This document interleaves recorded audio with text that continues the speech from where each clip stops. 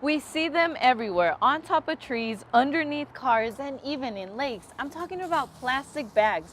Now, these have been an issue for several years, but one councilwoman here in Denver is trying to eliminate the complete use of plastic bags all throughout the state. And this was the app the driver was using moments before the fatal car crash, which tells you exactly how fast you're going and can be used against you in a court of law. She wouldn't wish it upon her worst enemy. Those are the exact words of a Kansas woman who left with an even bigger surprise after leaving a microblading shop in her hometown.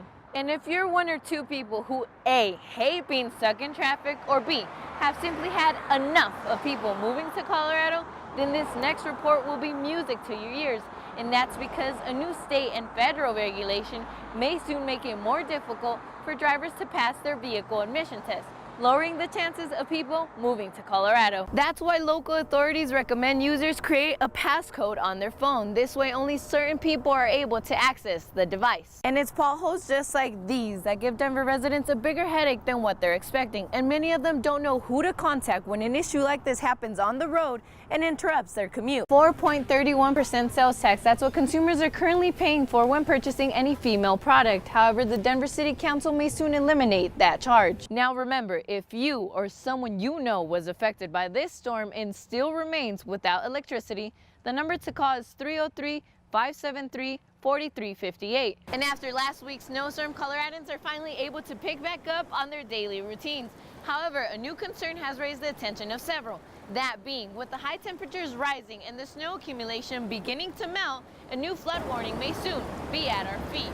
It was to a point to where I literally took a bunch of allergy medicine and I tried to kill myself. It's a pain no mother should have to go through. Malia's life was taken away from her at only 7 months.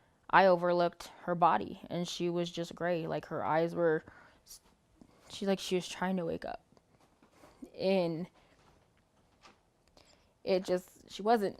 Alexis, mother of 5, remembers a day as if it were yesterday. She had just received a promotion at work and had to leave her children with her boyfriend for a couple hours. Not knowing it would be the last day she saw Malia. I spiraled. I didn't want to live anymore.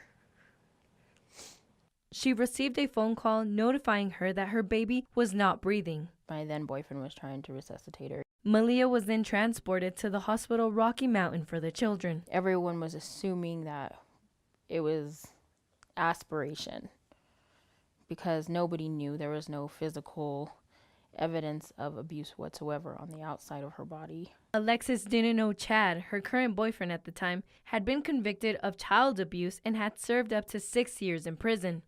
And after he was arrested, my then 5-year-old said she seen the whole thing.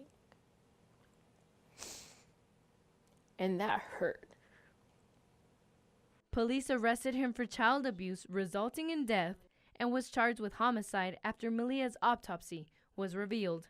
Alexis mentioned even after Malia's death, questions were still not answered. I went to those advertisements where they said, free people search. And I ended up paying $3 something on one, $4.95 on another. And remained without a solution. That's when Alexis decided to turn her grief into something positive and stand up for all those children and parents who have also been victims of abuse. You could tell I was so new to this because I went to the Capitol and, I figured it was like, okay, you're going to go in there and you're going to get some paperwork and you're going to be able to leave and you don't get to see nobody. That was not the case. Now she is working on a proposed law named after her daughter, which would require people with child abuse records to register themselves, similar to sex offenders. And I know with Malia's law, it's not going to end it all. But it's a start. It's starting somewhere.